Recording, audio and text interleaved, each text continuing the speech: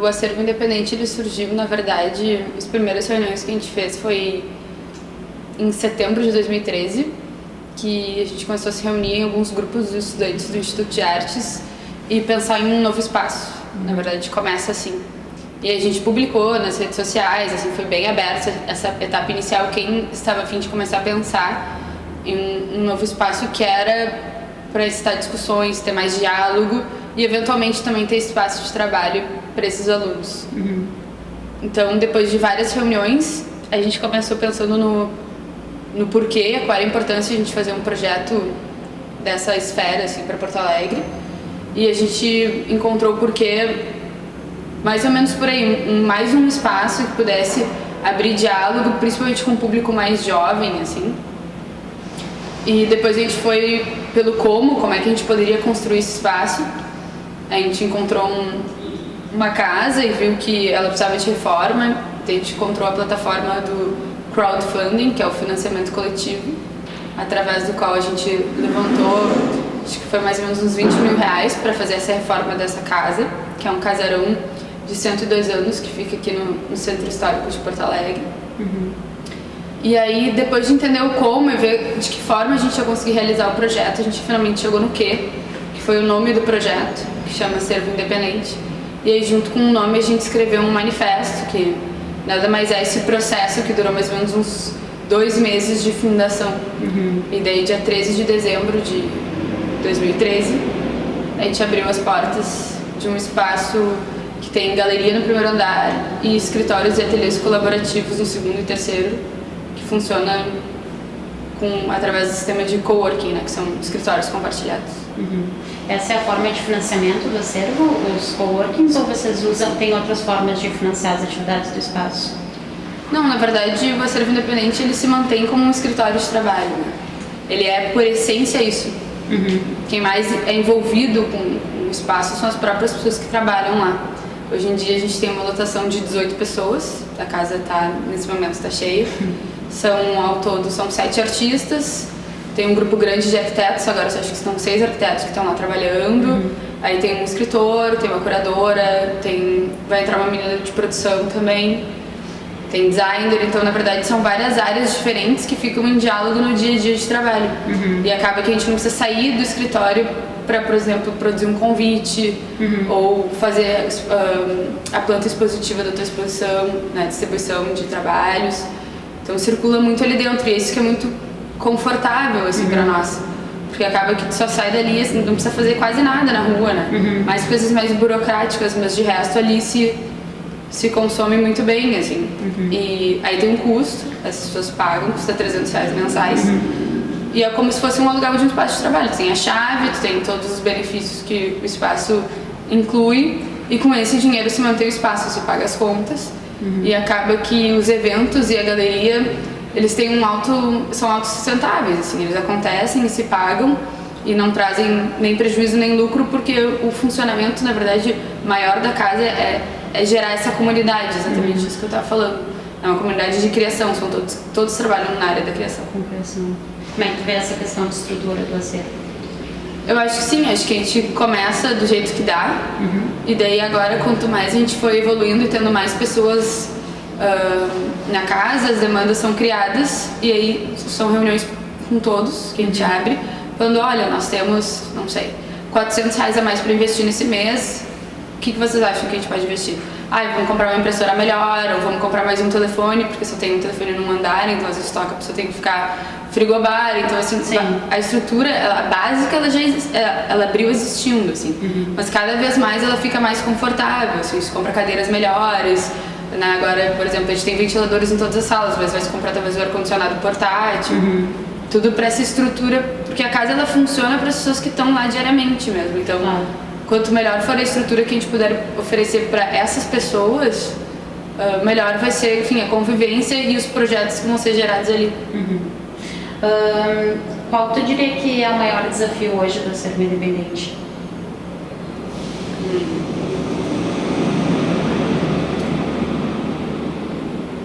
O maior desafio... É tão difícil pensar num só, né? São tantos desafios. Lista alguns. Eu acho que a gente tem um grande desafio com a vizinhança. em conquistar uma vizinhança que não acredita em uma produção contemporânea.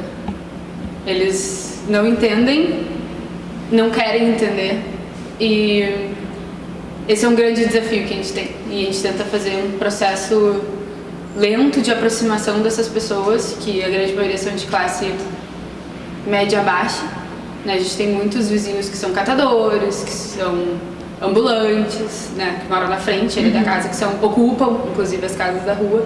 Então, acho que esse é um dos maiores desafios, porque no dia a dia ali do espaço, essas pessoas estão ali. E elas ainda estão muito afastadas dali, né? Então a gente se questiona muito entre nós o quanto que... Pra quem é o nosso trabalho, assim, pra quem a gente produz. Então, assim, de dia a dia, esse é um dos maiores desafios. No projeto como um todo, assim, acho que também ele trata bastante de aceitação, né? De tentar levar o conceito de arte para o maior público possível, e acho que pelo menos a discussão do conceito de arte, eu acho que a rede social nos ajuda muito nisso. A gente não tem, enfim, nenhuma assessoria de imprensa, a gente só investe em rede social, né, em propagandas de Facebook, propagandas de Google. A gente tem um estudo avançado sobre esse assunto, tem pessoas na casa que estudaram isso para saber fazer da melhor forma possível. E, enfim, acho que o desafio de ter qualquer espaço de arte é meio que o de sempre, né? Por exemplo, a gente não publica catálogos, nunca, porque a gente não, enfim, acaba publicando online, porque como são 18 pessoas hoje, tem muitos conflitos de ideologias, assim, então acaba que a gente tenta fazer uma coisa que agrade todos os gostos. Então, por exemplo, às vezes publicar um catálogo é de muito gosto de muita gente, mas de outras é tipo, quanto papel vai estar indo fora se a gente não lê mais livros? Então, acho que o maior desafio talvez seja, tipo, agradar a todos, tanto as pessoas quanto estão na casa, quanto ao público que vem, que eventualmente, enfim, nos manda reclamações, tem esse contato próximo, a gente é bem aberto para ouvir, quanto pro público que tá ali, mas não, assim, é um público meio brando, assim, né, que tá ali na região, eles passam e eles vêm, então, né, mas o desafio financeiro, ele sempre é presente, mas eu acho que a gente não sofre demais com ele por ter apostado nesse sistema do coworking que funciona bem, assim. Que a gente tem um lucrinho que nos traz mais coisas, que daqui a pouco a gente faz mais de um evento por mês.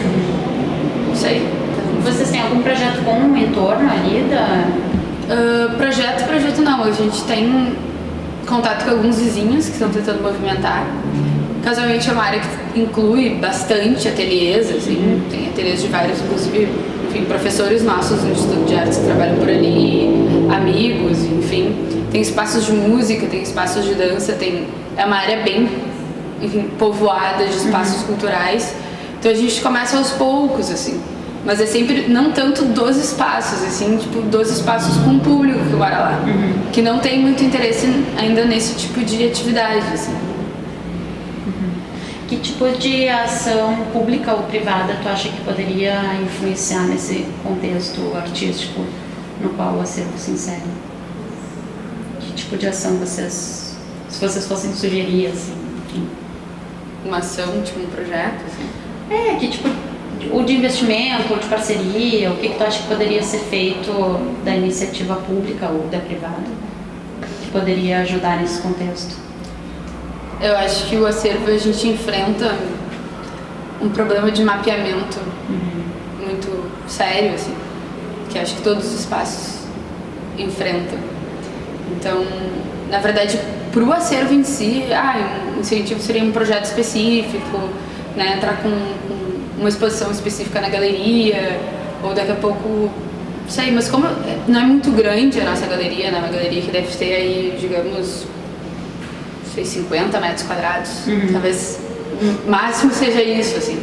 A gente acaba fazendo lá muito mais um espaço de movimentação, de discussão, do que um grande espaço de exibição, assim, dos trabalhos. Então, um projeto que eu acharia muito importante é exatamente esse, tipo, promover mais o diálogo e a divulgação de todos esses espaços que estão ali, outros espaços que estão na cidade, né? Porque tem tido, com a rede social, eu acho que vem também um interesse maior das pessoas de frequentar esse tipo de lugar, né? Fica mais fácil também encontrar, só que não é só a rede social que faz isso acontecer, né? A gente precisa de algum núcleo de informação. E, inclusive, a gente tentou começar a fazer um que chamava até Acervo Poa, a gente comprou o domínio, mas a demanda de trabalho era tão grande que a gente precisaria de essa equipe inteira. A gente precisaria que todas as pessoas que trabalhassem lá largassem o que fazem para trabalhar por um mapeamento, assim. Então, na verdade, falando bem colaborativamente, porque a gente é meio colaborativo e tal, e faz tudo meio juntos. A gente não é um coletivo, as pessoas confundem muito a gente com coletivo. Tentam nos contratar como um coletivo. A gente explica que a gente é um espaço coletivo, né? Cada um de nós tem, enfim, propostas de trabalho totalmente diferentes. Assim, eventualmente se cruzam. Mas eu acho que não é nem, se fosse pensar numa iniciativa privada ou pública, não é nem para nós, é para um todo nós. Não é para o acervo, para tudo isso que está acontecendo e está sendo pouco divulgado e pouco visto por uma questão midiática mesmo. Por último, eu queria te perguntar como é que tu entende o termo independente, né? Que caracteriza muito, assim, sempre se fala espaço independente, e no acervo tem inclusive no nome, né? Então, como é que tu entende esse termo? Quando a gente estava criando o nome e surgiu esse termo, foi uma fase que 4 dos fundadores estavam com uma aversão, assim, a editais públicos. Eles estavam muito indignados, assim, e um dos fundamentos do espaço era buscar uma independência artística, assim, meio que, tipo, que não é real. Ela não é real. Acho que os nomes de metade dos projetos que eu conheço são bem utópicos, assim. Eu acho que tem muita utopia nesse nome, né, de ser um acervo realmente independente.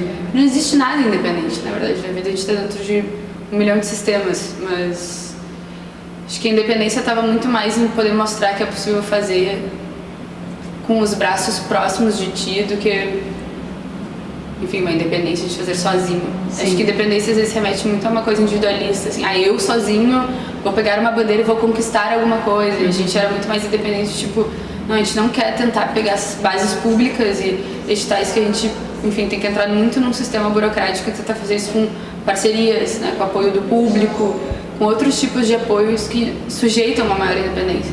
Por exemplo, a gente não aceitaria fazer uma parceria com uma fábrica grande e pintar a fachada da casa da cor da marca. Isso é uma coisa que a gente nunca faria.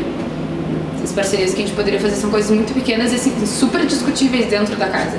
Eu acho que as pessoas que estão lá prefeririam pagar mais do que ter a ideologia de uma outra marca maior ou uma outra empresa maior regrando coisas ali dentro.